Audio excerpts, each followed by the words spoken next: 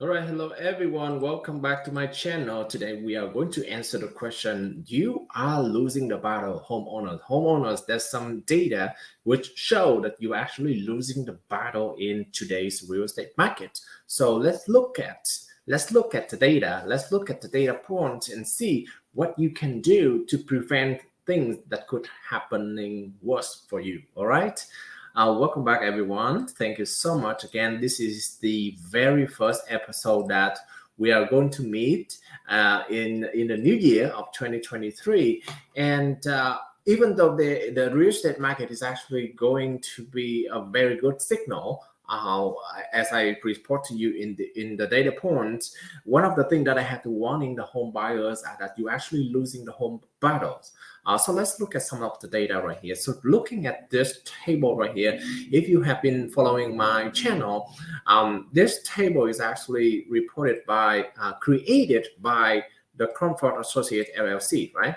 The Cromford Associate, this is a very reliable real estate data, which show all of the indexes for 17 cities of Maricopa County. If it is greater than 110, which is 5 city right now, right? 5 city right now. It is considered the market is in the seller market. Now Chandler is actually the new sellers market as of today. Because last week, if you watched the video last week, Chandler is actually still in the balance market. Okay, now if it is from 90 to less than 110, then it is considered a balanced market. Okay, so we only have 5 city that is within the balanced market interval, right? Less than that, it is a buyer's market in those cities. Okay, so we have about 7 cities that are in the buyer's market. However, though, in the past it used to be worse. It's actually about 10, 11 cities that was in the buyer's market before. Now we see that there's only 7 left, only 5 left in the balanced market, and now we have 5 total in the seller's market. One of the reason is that, as you see here, all the green arrow, okay, every single city has a green arrow. The green arrow green arrows indicate that the market index is actually getting higher, all right, getting more towards the seller market, okay, more toward the seller market. Not every single one of them is in the seller market, as I told you, but they're getting towards the seller market and they increase fast. For example, Fountain Hills 14%, Paradise Valley 43%, Cave Creek 17%, and Chandler 29%. Right? Scottsdale doesn't change much, but it has been in the seller market since then. It's never been in the buyer's market. Okay, for the luxury market, Fountain Hills, Paradise Valley, Scottsdale, those are the 3 cities that has been in the seller market since then. It's never been in the buyer's market or even the buyer balance market. Chandler is new. Right, so which is the reason why I like to invest a lot in the Chandler area. Is a very healthy market for the homeowners. Okay, 29% increase from last month, 18%. Excuse me, 18%. Overall, if you add all the changes here, we have about 16.3% increasement compared to last month. The only cities that is having a negative number is actually only Goodyear, okay, and only about 5% decrease. So it's not a lot. As you see here, every single one of them right here indicating that they're moving toward the seller market. What does that mean to the home buyers? That means that your negotiation powers is getting less and less. Now, I'm not saying that you're losing completely the home power, the buyer negotiation, right? The negotiation process, right? Not yet. We still have some power, but you're losing some of them. Okay. Now, let's look at the chart overall. So this is a chart showing the overall comfort market index. And here you go. This is showing an increase right around November, middle of November until now, right? And it seems to be continue going up. It seems to be continue going up. Now, it's not as high as 190 or even 200 points back in the middle of 2022, but for the last several months, we have seen a decrease toward the buyer's market price range index. Now it's going back to the balance, okay? Not yet to the seller. The seller market is here, right? So, but we can see that in 2023, if the trend keep going up, it could be reaching the seller market maybe around June or July timeframe, okay? Maybe around middle of 2023, okay? So, home buyers, just want to straightforward. One of the reasons a lot of you thinking about putting a hold right now is mainly because you are afraid of the interest rate is too high and you don't want to pay for that payment. Yes, it is high, but there's plenty of program for you to actually reduce the interest rate. Not only the seller are willing to, at least right now, right, are willing to pay for the concession, meaning that they give you some amount of money so that you can buy out the interest rate and make the monthly payment less.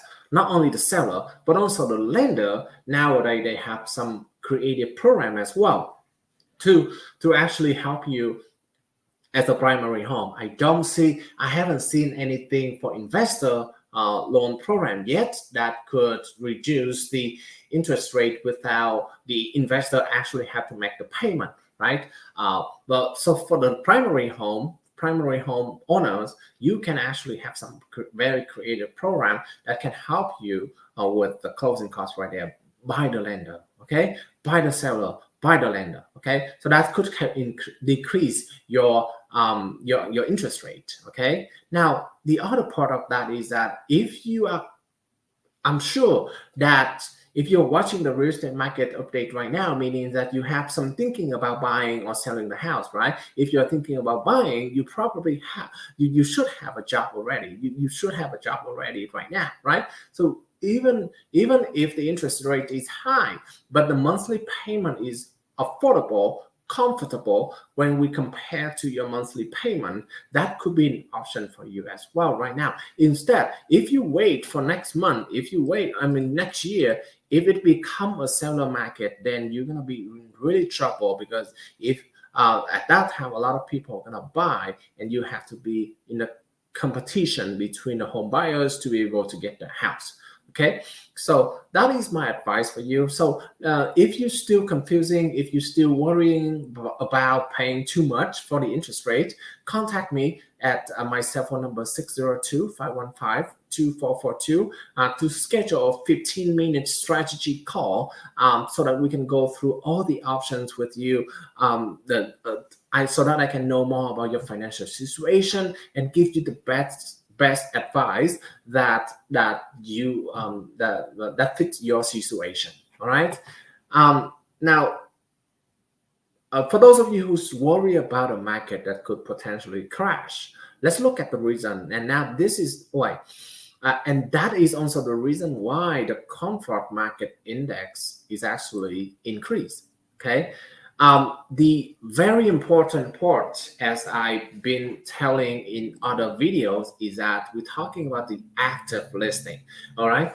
This active listing is including the one that is new for a period new within that month, and the one that hasn't been sold yet, that was new last month, previous month. Okay. That means including every single thing, every single house that available for sale on the market as of December 21st, when I get the charge. Okay. So we see this, okay.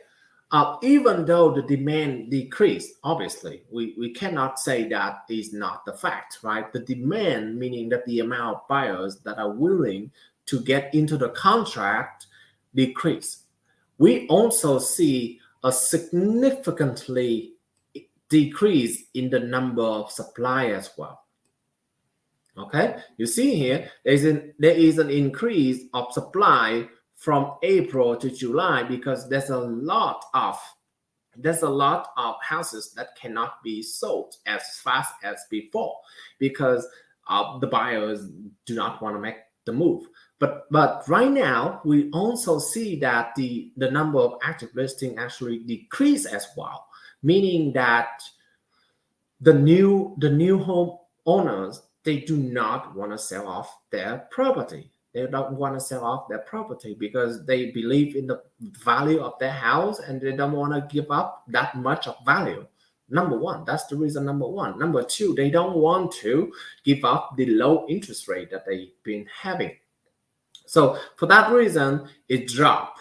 The active listing dropped, and now that is one of the reasons why the comfort market index increase toward the seller market, because when there is not a lot of supplies on the market, right, the seller do not have to compete between each other, and therefore it gives them more options to negotiate with the buyers.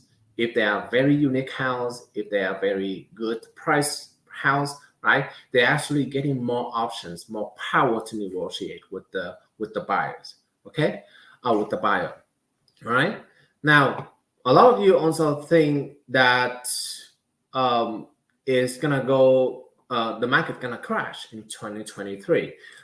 Let's look at this. Okay, this is also this is 2022 chart right here, 2022. Now I put in the 2007 and 2008.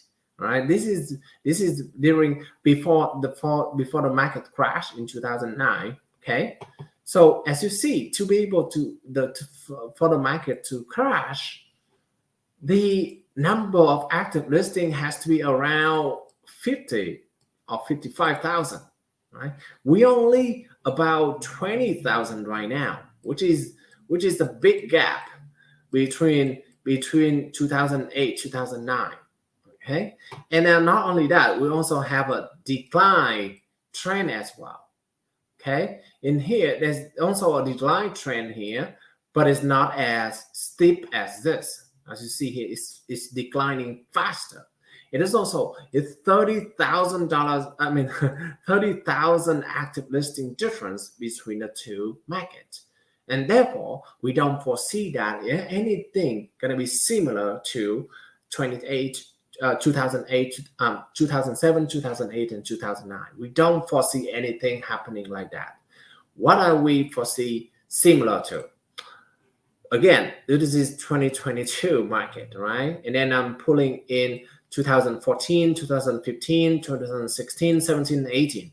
It looks like this period right here is crazy. Okay, this period right here is very abnormal. And if I pull up 2022 and 2021, oh, I already have that, right? Let's see, 2022 and 2021. Where's the chart? Right here, right? It's very similar to 2021, right? It's very similar to 2021. Those are the period that is abnormal, absolutely abnormal. During COVID, the interest rate is super low, right? But now, because of the interest rate increase, we already see an increase of active listing back to the pre-COVID level. This is the pre-COVID level right here. This is the pre-COVID level, 2014, 15, 16, 17, 18, and 19. Those are the pre-COVID level. And it seems like it's performing in a way that fitting the pre-COVID level, except it could be, in fact, it's actually like decreased a little bit faster than other years as well. So by looking at this, we can say that the market is not going to be crashed similar to 2008 and 2009 because there's so much difference between the two markets right now. Okay, we can only say that it's actually going back to the pre-COVID market.